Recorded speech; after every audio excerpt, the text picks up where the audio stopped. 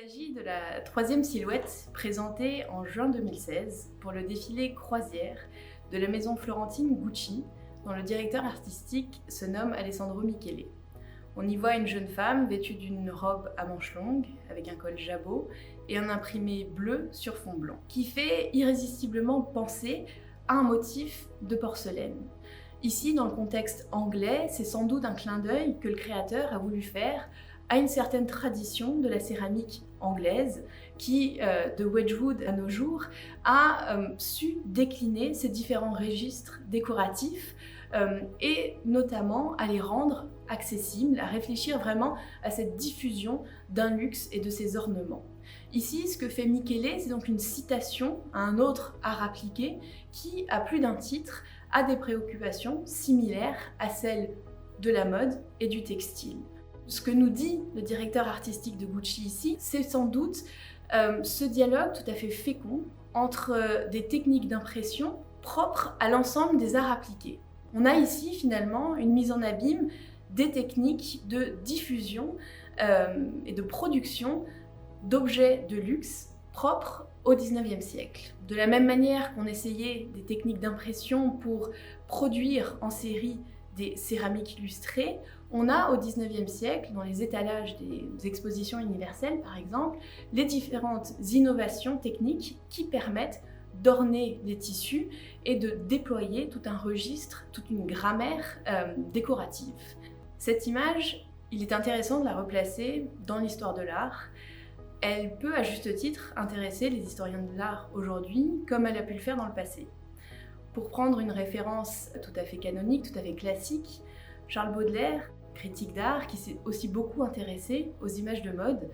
cite dans l'un de ses textes les plus célèbres, Le peintre de la vie moderne, certaines planches de mode. Il dit « J'ai devant les yeux une série d'images » et il fait référence à des silhouettes de jeunes femmes à la mode du début du XIXe siècle. Les images de mode ont souvent provoqué des réactions assez fortes chez les contemporains, comme chez les historiens qui ont vu un témoignage des mœurs du passé, d'une certaine expression du beau, et ça pose question. Ça pose question car ça permet justement, comme le dirait Baudelaire, de saisir cette qualité double du beau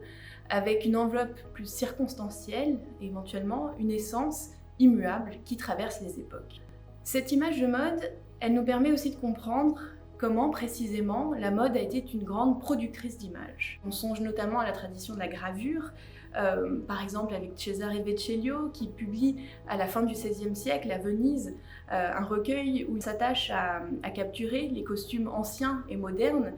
qui l'entourent, ou encore pour le contexte français, l'imprimeur Richard Breton qui lui aussi va rassembler en un recueil un ensemble de silhouettes qui capture une certaine idée de la mode et donc de la modernité vestimentaire de son temps, ou encore Abraham Boss qui représente la noblesse française et à travers les différentes postures, leurs différentes activités quotidiennes, s'attache à représenter les différentes manières de porter robes, chemises, chapeaux dans leur contexte. Cette image ici, ce défilé, il est intéressant de le replacer à la suite de cette histoire, une histoire des images de mode, une histoire des images de mode en circulation, qui sont créées en un centre. Elles ont vocation à se diffuser avec une étonnante rapidité, quelles que soient les périodes. Et c'est ce que nous suggère ici, cette image numérique dématérialisée, qui en quelques secondes, à l'instant même où cette mannequin marchait dans le cloître de l'abbaye de Westminster à Londres, quelques secondes plus tard, cette image elle se retrouvait sur différents sites internet aux quatre coins du globe en 2016.